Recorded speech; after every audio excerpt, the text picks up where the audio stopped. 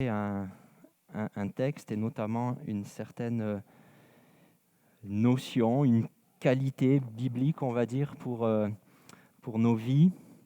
On va ouvrir la parole du Seigneur dans 2 Pierre 1, versets 1 à 13.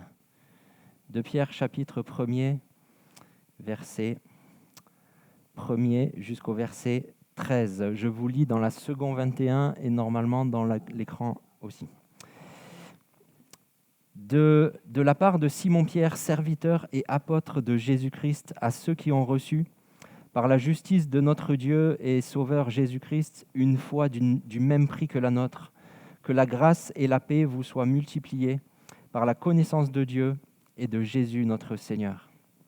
Sa divine puissance nous a donné tout ce qui est nécessaire à la vie et à la piété, en nous faisant connaître celui qui nous a appelés par sa propre gloire et par sa force.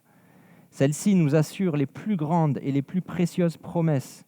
Ainsi, grâce à elle, vous pouvez fuir la corruption qui existe dans le monde par la convoitise et devenir participants de la nature divine. Pour cette raison même, faites tous vos efforts afin d'ajouter à votre foi la qualité morale, à la qualité morale la connaissance, à la connaissance la maîtrise de soi, à la maîtrise de soi la persévérance, à la persévérance la piété, à la piété l'amitié fraternelle et à l'amitié fraternelle l'amour. En effet, si ces qualités sont en vous et se développent, elles ne vous laissent pas inactifs ni stériles pour la connaissance de notre Seigneur Jésus-Christ. Quant à celui qui ne possède pas ces qualités, il est aveuglé par sa myopie, il oublie qu'il a été purifié de ses anciens péchés. C'est pourquoi, frères et sœurs, appliquez-vous d'autant plus à affermir l'appel et le choix dont vous avez été l'objet, car si vous faites cela, vous ne trébucherez jamais. C'est ainsi, en effet, que l'entrée dans le royaume éternel de notre Seigneur et Sauveur Jésus-Christ vous sera largement accordée. Voilà pourquoi je prendrai soin de toujours vous rappeler ces choses, bien que vous les connaissiez déjà, et que vous soyez affermis dans la vérité présente. L'apôtre Pierre fait des rappels, n'est-ce pas? Et combien nous avons besoin souvent de piqûres de rappel, n'est-ce pas? Et c'est une réalité, nous avons besoin sans cesse de revenir à la parole pour demeurer en Christ et toujours continuer à avancer sur le chemin de la foi. Alors, dans ce texte, j'aimerais que l'on se focalise sur ce mot, la piété. C'est un mot qui est plus très à la mode. Allez dans la rue et demandez à un jeune de 20 ans, qu'est-ce que c'est la piété? Il va vous regarder avec des gros yeux.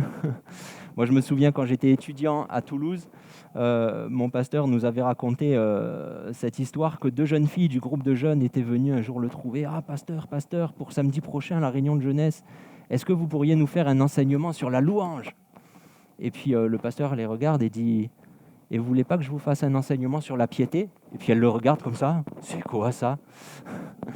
Et c'est vrai que c'est un mot qui est perdu des radars, bien sûr, dans notre société actuelle, mais qui est une vertu biblique, une vertu merveilleuse du disciple du Seigneur. La piété. La piété. Qu'est-ce que c'est la piété? Un synonyme qui peut être donné, c'est l'attachement à Dieu. C'est l'attachement de cœur à Jésus. Alors, dans l'étymologie du grec, si on étudie un petit peu le grec, c'est le mot eusébia qui découle de eusebomai. Veut dire, la première partie du mot veut dire bien, veut dire prospérer, veut dire heureux. Et sebomai veut dire révérer, adorer, honorer. Donc, quelque part, la piété, c'est bien adorer, mais on peut le comprendre aussi dans le fait d'être comblé par notre adoration pleine de respect pour le Seigneur, pour la personne du Seigneur. Cet attachement, ce cœur pour le Seigneur, et l'adjectif, c'est quelqu'un de pieux.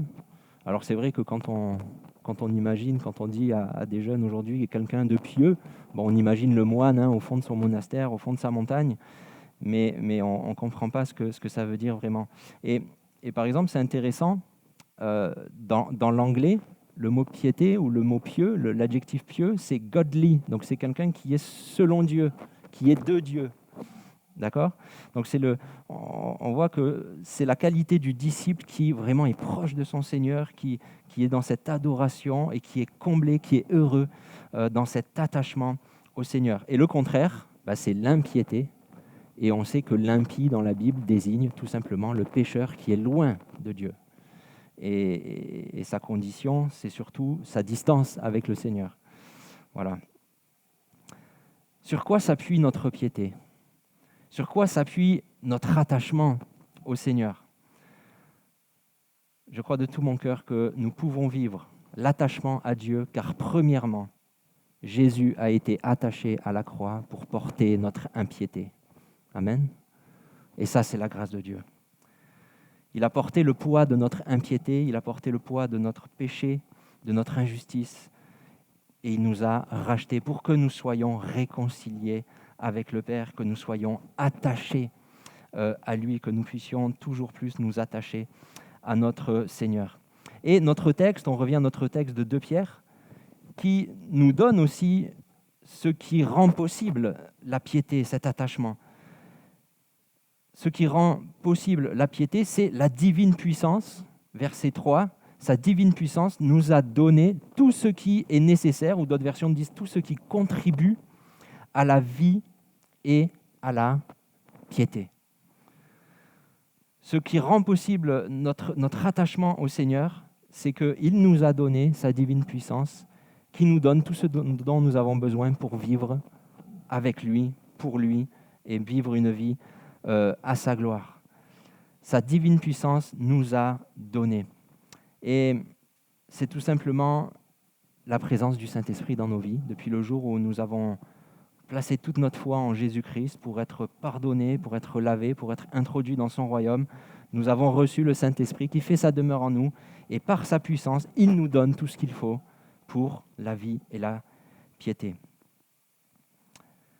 Le Saint-Esprit en nous communique le don de la vie éternelle et il nous donne tout ce qui est nécessaire à nous attacher à lui, à la piété. Et ça, c'est sa grâce, puisque ce qu'il nous demande, il nous donne toujours le moyen de l'accomplir. Vous êtes d'accord ? Et cela est l'œuvre du Saint-Esprit en nous.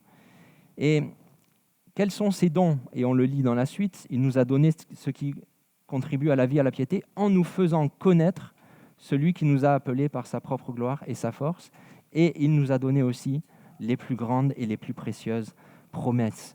Donc, quels sont les dons que nous avons qui viennent là alimenter notre piété ? C'est de connaître Christ, c'est de connaître Jésus personnellement, intimement, de tout son cœur. Et il nous donne aussi les plus précieuses et les plus grandes promesses, la promesse de la vie éternelle dans sa gloire, la promesse d'être toujours là auprès de nous, de vivre en nous, de nous secourir, etc., etc. Tant de promesses sont renfermées dans la parole de Dieu pour nous. Et quelle est la conséquence de cette vie, de cette piété, de tout ce que le Seigneur nous donne pour être là dans cette vie et cette piété qui lui est agréable ? C'est que la conséquence, c'est que nous sommes rendus participants de la nature divine. D'où l'exhortation aussi, ensuite, à muscler notre foi avec toutes les vertus qui sont là, avec toutes les qualités qui sont là. Si ces qualités sont là, on ne reste pas stérile ou inactif. Non, on porte le fruit du Seigneur dans notre vie. On est rendu participant de la nature divine, car nous sommes appelés, oui, à muscler notre foi, puisque nous sommes appelés à finalement collaborer avec le Seigneur. Tout ne tombe pas sur nous comme cela, en un claquement de doigts. Bien sûr, le Seigneur fait sa part, tout est accompli, il nous donne tout. Et nous faisons le choix, et nous faisons notre part, nous faisons le choix de marcher dans ses voies, dans cette piété. Par contre, nous voyons dans la parole de Dieu des textes qui nous montrent que dans la réalité de notre faiblesse humaine, la véritable piété n'est pas toujours ce qu'elle devrait être. Certains passages nous montrent que la véritable piété parfois fait défaut, que la piété est là aussi malmenée. Et on a un texte dans Osée 6 4 à 6. Alors je vais vous le lire. Osée, c'est le prophète Osée, chapitre 6, versets 4 à 6, qui nous dit ceci: « Que puis-je te faire, Éphraïm? Que puis-je te faire, Juda? Votre attachement, votre piété est pareil à la nuée du matin, à la rosée qui se dissipe très vite. C'est pourquoi je les frapperai par les prophètes, je les tuerai par les paroles de ma bouche, et mes jugements éclateront comme la lumière. En effet, je prends plaisir à la piété et non au sacrifice, à la connaissance de Dieu plus qu'aux holocaustes. » On voit là que la piété, elle est comparée à comme la rosée qui s'évapore rapidement, comme le petit brouillard du matin qui, dès qu'il y a un rayon de soleil, ça s'envole. Et quelque part, c'est parfois la réalité dans nos vies, devant les épreuves de la vie, devant les difficultés, devant aussi l'opposition de ce monde à l'évangile, devant tout ce à quoi on peut être confronté. Parfois, notre piété s'évapore comme la rosée du matin. Car peut-être on s'est confié comme Israël à ce moment-là, au moment où le prophète Osée parle, peut-être qu'on s'est confié dans la tradition, peut-être qu'on s'est confié dans le respect d'une pratique extérieure de la loi, et c'est ce qu'ont fait le peuple avec les sacrifices, puisque à la fin, le Seigneur dit « mais je prends plaisir à la piété plus qu'aux sacrifices, aux holocaustes ». Donc on voit là que le Seigneur dénonce la religiosité, dénonce la pratique extérieure du culte, mais il n'y a pas l'attachement du cœur au Seigneur. Et on voit que cela, c'est le propre de la religiosité, c'est soigner l'extérieur, mais négliger l'intérieur. C'est peut-être faire de grandes prières, comme on voit les pharisiens, que dénonce Jésus, faire des grandes prières pour impressionner tout le monde avec un vocabulaire biblique très élaboré, très sophistiqué, mais au fond, le cœur n'est pas tant attaché que ça. Il y a là comme une apparence qui est là. Et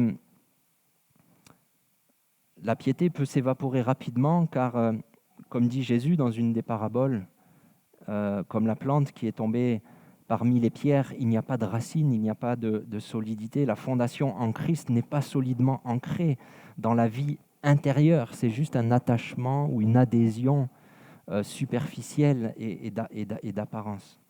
Et en parlant d'apparence, l'apôtre Paul dit aussi à Timothée, dans 2 Timothée 3, verset 5, « Mais certains auront l'apparence de la piété, mais renieront ce qui en fait la force. » Qu'est-ce qui fait la force de notre piété?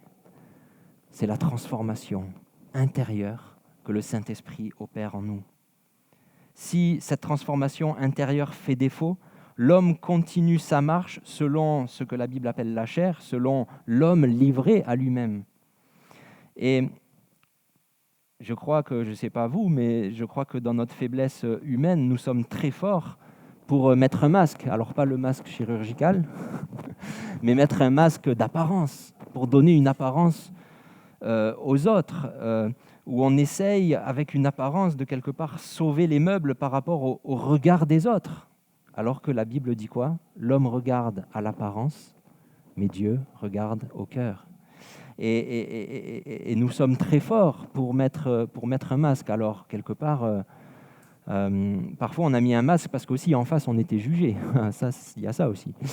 S'il y a de la bienveillance, de la grâce entre nous, bien sûr, nous aurons toute confiance pour ôter le masque et enlever nos masques. Pas ce matin, pas le masque bleu là, mais enlever le masque ou l'apparence, où parfois on est là à donner une apparence ou une apparence de piété. Et c'est tout le propre de la religiosité et du légalisme, où on cherche à obéir aux choses de Dieu extérieurement, c'est-à-dire on va dire il ne faut pas ceci, il ne faut pas cela, il ne faut pas ceci, il ne faut pas cela, mais si le cœur n'est pas transformé par le Saint-Esprit, s'il n'y a pas la réception vraiment de la grâce qui purifie, qui transforme et qui donne vraiment un cœur nouveau et des aspirations nouvelles, un cœur selon le cœur de Dieu, tout ce qui est fait pour l'apparence est inutile et totalement faux. La piété peut être aussi malmenée quand elle est négligée au profit d'une sorte d'hypergrâce, à l'inverse, à l'autre extrême du légalisme, il peut y avoir une hypergrâce. Dans la lettre de Jude au verset 4, il est question des impies qui changent la grâce de Dieu en débauche et en dissolution. Et l'impie, donc, c'est l'impiété, c'est le contraire de la piété qui est agréable à Dieu. Il peut y avoir des enseignements d'une sorte d'hypergrâce qui affirme la réception de la grâce sans avoir besoin ni de repentance, ni de soumission, ni d'obéissance, et où finalement on veut vivre la grâce tout en continuant à vivre avec le péché. Et bien sûr, ce n'est pas agréable à notre Seigneur. Alors, quelles promesses sont données à la piété? On l'a vu, dans notre faiblesse humaine, on peut être soit religieux, soit laxiste.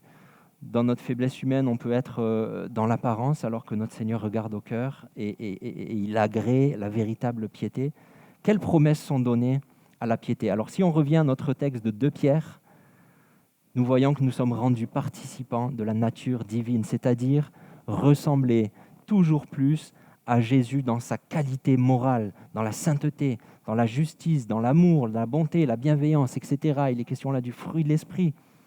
Tout cela, il est précisé en fuyant loin de la pourriture, et ça c'est le texte original, le grec, qui nous parle de la pourriture, de la convoitise de ce monde.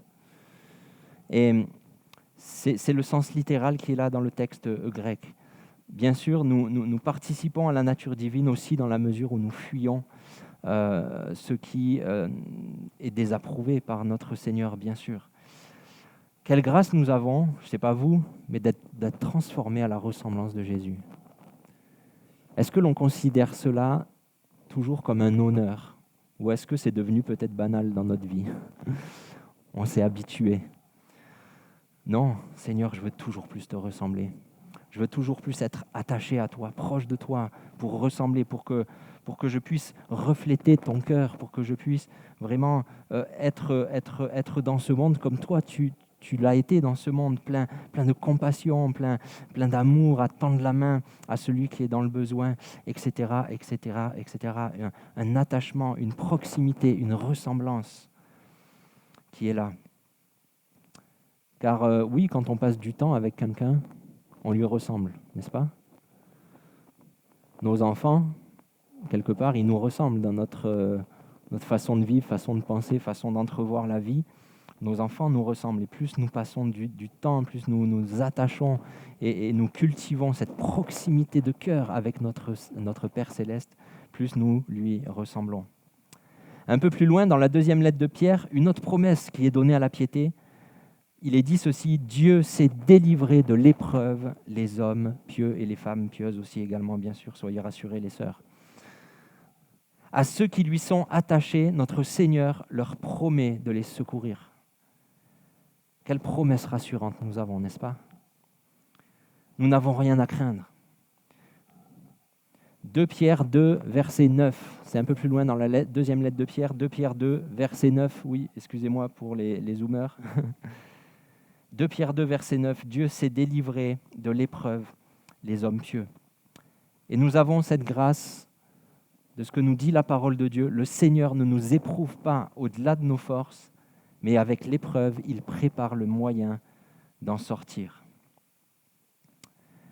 Une autre promesse à la piété, 1 Timothée 4, verset 8, c'est Paul qui dit à Timothée, « Exerce-toi à la piété, car la piété est utile à tout. » La piété est utile à tout, virgule, elle a la promesse de la vie présente et de la vie future.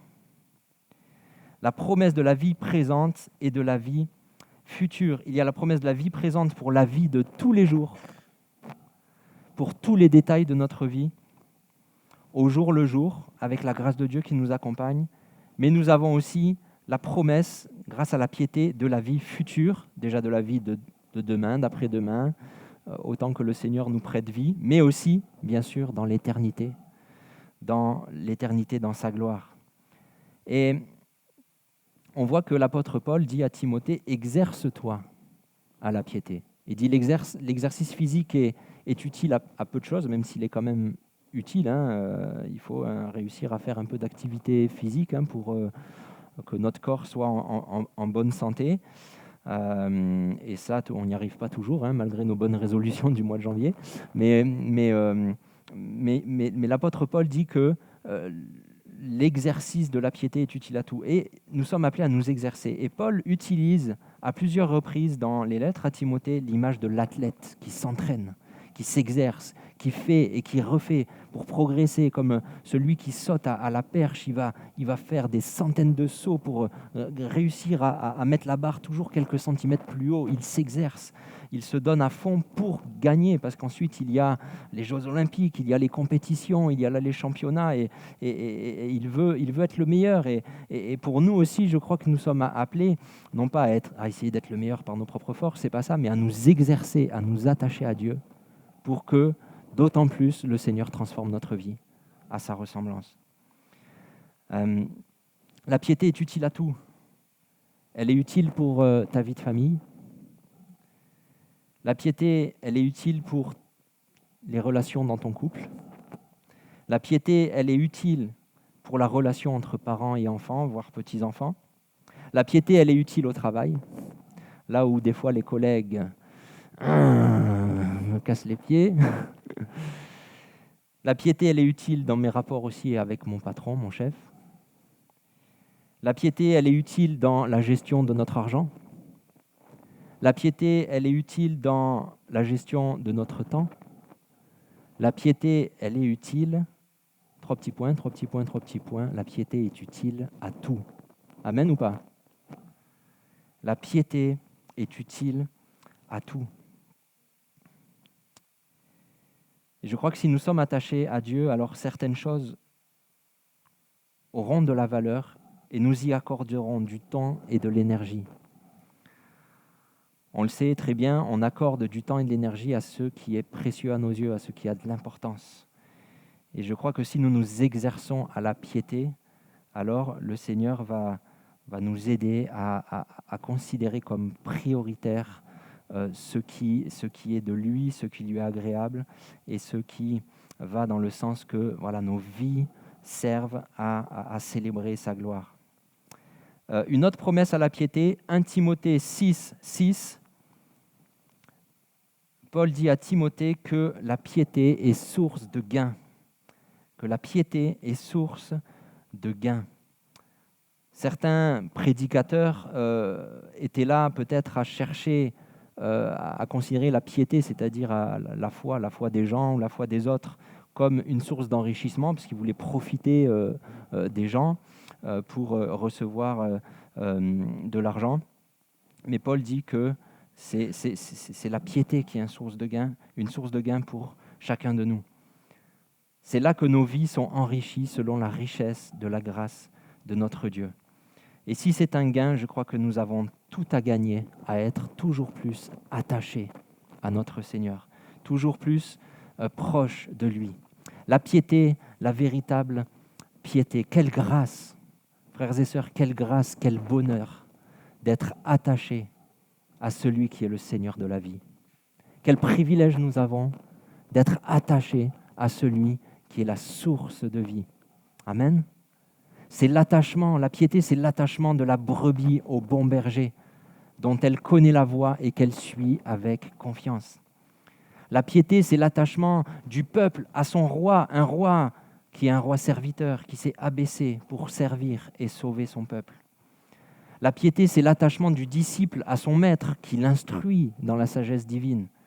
La piété, c'est l'attachement du fils, de la fille, à son papa céleste qui l'aime d'un amour éternel.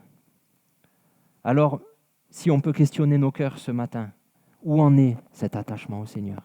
Où en est ma piété? Où en est cette intimité de cœur avec mon Seigneur? Est-ce que je lui donne la priorité dans le temps de ma journée? Est-ce que mes pensées vont vers lui? Est-ce que je suis attaché, proche, intime avec le Seigneur. Je crois aussi que de l'attachement à notre Dieu découlera aussi, bien sûr, notre attachement aux frères et sœurs, dans le lien de l'esprit, l'unité de l'esprit, le lien de la perfection qui est l'amour. Et cet amour qui est bien sûr bien imparfait en nous et dont nous avons besoin vraiment du secours du Saint-Esprit pour être remplis de l'amour de Dieu les uns pour les autres et aimer quoi qu'il advienne. J'avais partagé ça un mardi soir quand le groupe de sa réunion avait son groupe de maison par Zoom, là, il y a 2-3 semaines. J'avais partagé cette image, tout simplement considérer que si on voit nos chemins, le chemin de quelqu'un, le chemin d'un frère, d'une sœur, de quelqu'un d'autre dans l'Église, comme allant dans la même direction, dans la direction de Dieu qui est en haut, plus chacun se rapproche de Dieu, plus on se rapproche l'un de l'autre. Vous êtes d'accord avec ça? Plus on monte dans le triangle, vers la pointe, vers la tête, vers Christ, le chef de l'Église, plus on se rapproche de Christ, plus on se rapproche l'un de l'autre. Alors, mon frère, ma sœur, la piété. Je crois qu'on a tous besoin de grandir dans la piété. Moi le premier. On a besoin vraiment de nous attacher à notre Seigneur pour tenir ferme. Nous sommes dans les temps de la fin, nous voyons, on n'est pas dans le discours, voilà, le Seigneur revient tout de suite, on ne sait pas, il n'y a que lui qui sait. Mais nous le voyons bien que nous sommes dans des temps difficiles. Et ce qui est agréable à notre Seigneur, c'est que nous soyons attachés de tout notre cœur à lui. Amen. Attachés de tout notre cœur au Seigneur en toute vérité, en toute transparence, parce que nous sommes attachés aussi à la vérité qui est en Jésus-Christ, cette vérité qui nous affranchit, qui nous libère. Amen. Et c'est là que nous pouvons aussi avancer et grandir. Est-ce qu'on peut prier dans ce sens, vraiment pour nos cœurs, pour nos vies, et de réclamer au Seigneur tout son secours, le secours de son esprit, pour être ces hommes et ces femmes pieux, pieuses, qui vivent vraiment dans cet attachement à Dieu, cette proximité, cette intimité tant bénie que le Seigneur veut nous donner de vivre. Amen. Alléluia. Alléluia. Alléluia.